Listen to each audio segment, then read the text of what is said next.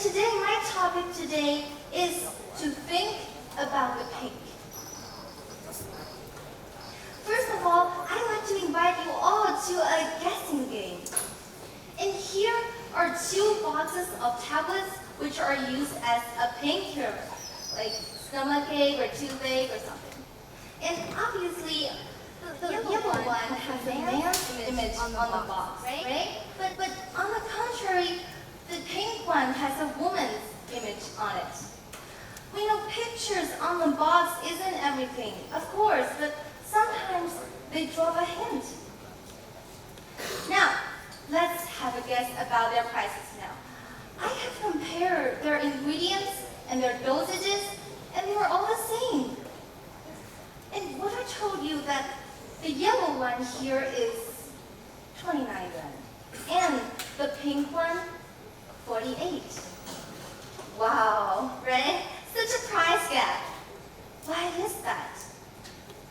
We know pink, based on social norms, is a feminine color.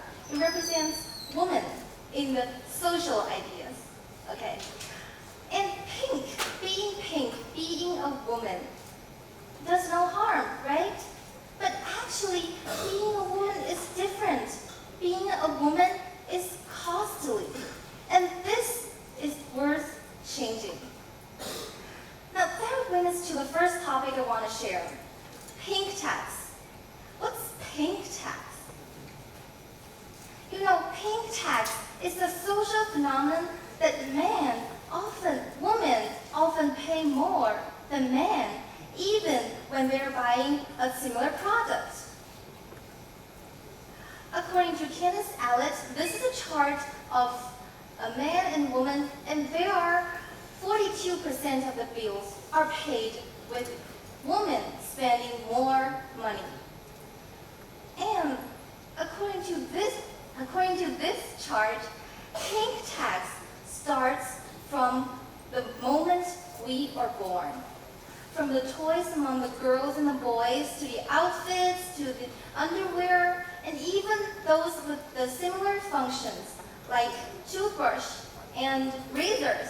They are priced differently because of different gender. And moreover, women are spending more, but getting less. They spend more money to buy the products that are of same functions, not same qualities.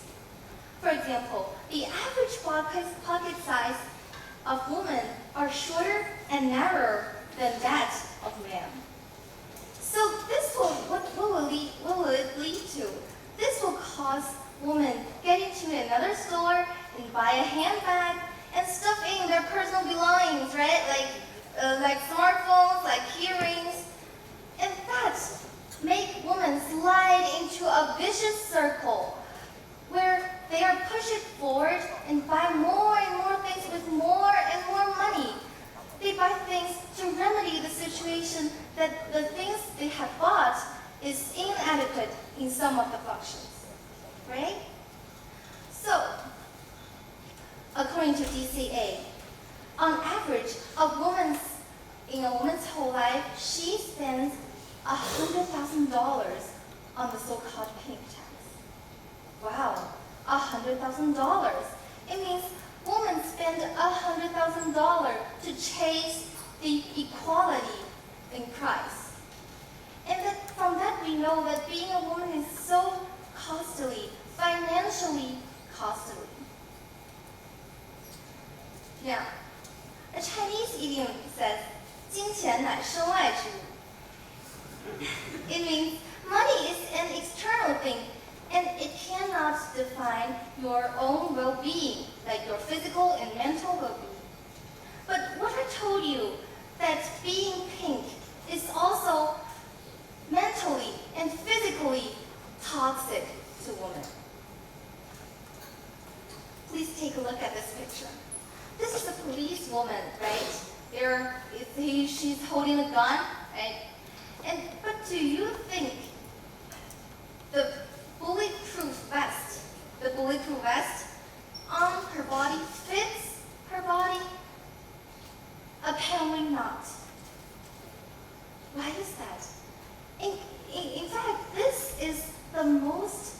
cases around the world because bulletproof vest is designed according to a male's body.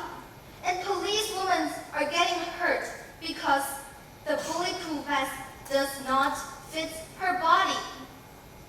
Or should I say it's the policewomen who do not fit into the male society where men does heroic things and women just stand by and watch. So the so-called male-dominated world is harming women's lives disproportionately. And another example is with the car safety field. We know when a car accident happens, there being an airbag. Airbags protect the driver from the severe frontal impact. And the distance between the steering wheel and driver is of vital importance. But what if I told you that most of the car producers test the cars using a male-shaped model instead of a woman, just for convenience and just for the low cost? The fatality rate for women is 17% higher than that of men. And we've known that it is not out of bad luck or driving skills. Male-shaped. And with food delivery service become more and more popular, more and more people just choose to deliver food or other supplies to make a living. But there are reward systems on every platform of the food delivery industry. And the reward system is based on the mileage, the number of products delivered during a day. But there are physical differences between man and woman workers, and which makes it more difficult for women to compete with men on the reward. So women need to consume their health to a greater extent to finally equally compete with men.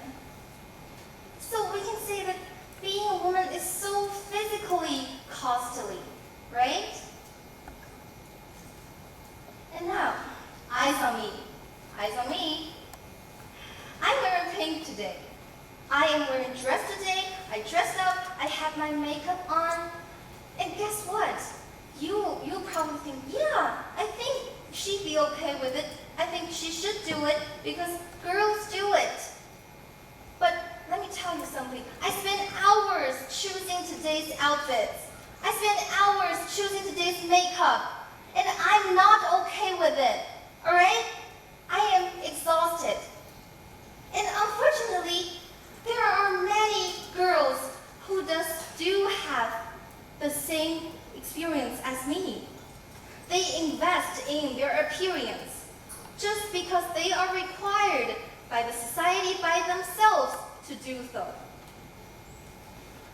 And as the social media becomes the go-to place for many young women in this society, well, unfortunately, social media bloggers release unrealistic beauty standards, like being extremely skinny or have extremely delicate faces. These standards are unrealistic. And women are comparing themselves with these standards. So women are getting hurt. And when this happens, beauty is no longer a healthy pursuit. It has become a stressful duty.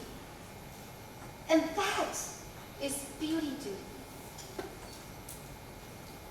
So, beauty duty affects more of us. And a study from the Royal Society of Public Health found that there is a fear of missing out. It's called FOMO, a fear of missing out. And when the girl is experiencing this, she may be experiencing anxiety, depression, and all in all, they end up in low confidence and the obedience to the social aesthetics. Like girls are always saying, I'm so fat, like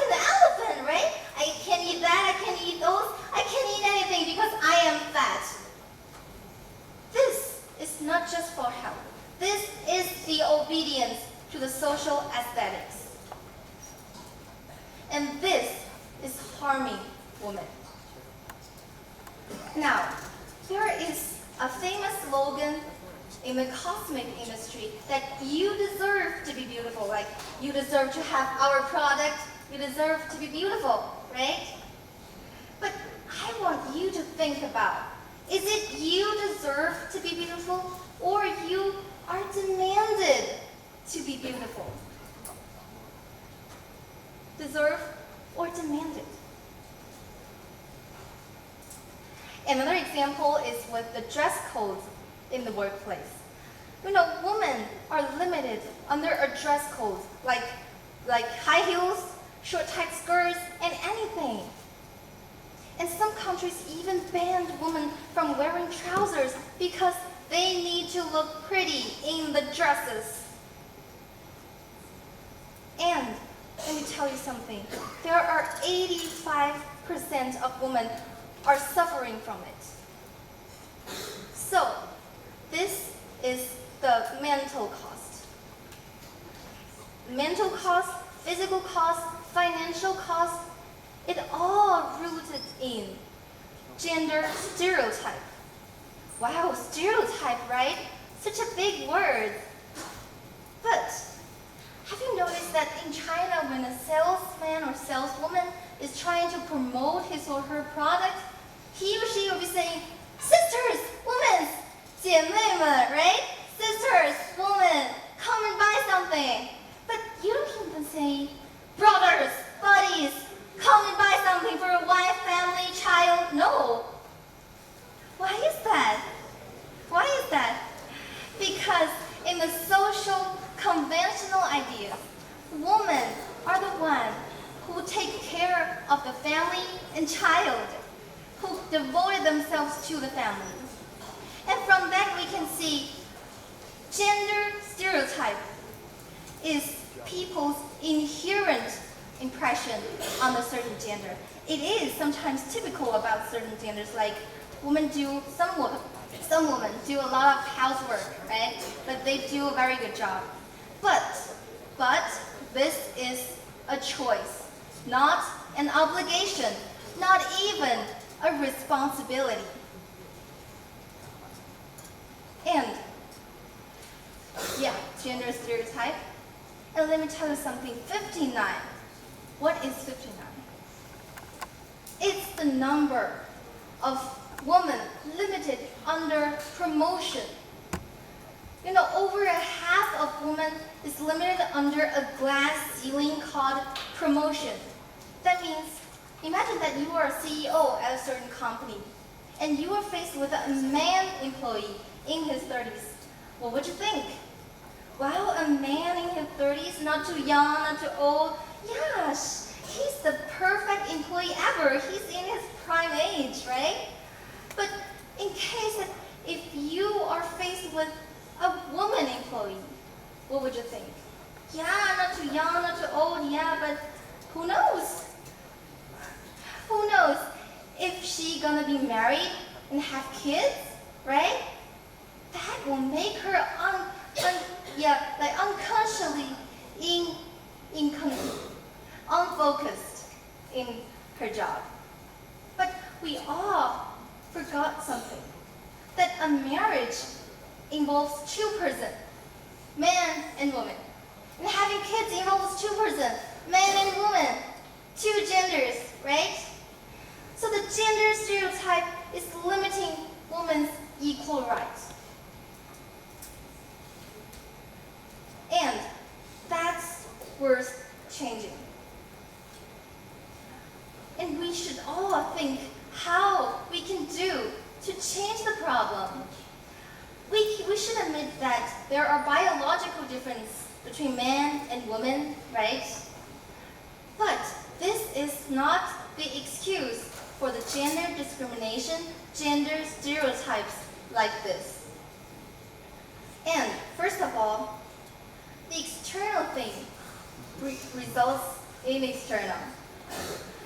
So instead of distinguish boys and girls using the red and blue uniforms, we should change our uniforms into gender equality, to towards gender equalization. And second, we should use gender-inclusive language. Like when we actually see or talk about a boy or girl, we should remember that, yeah, there are strong girls and pretty boys around the world. Yeah. And we should know that if men don't have to be aggressive to be accepted, girls don't have to be compelled to be simple.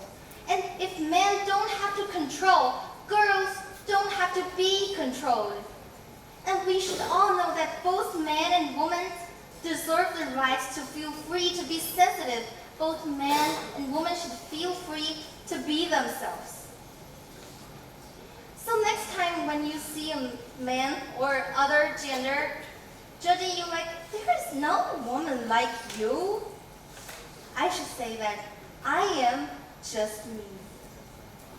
So, what's the pink? Pink is pink tax, gender, stereotypes, and beauty, duty, and all the things that widening the gap between the two genders.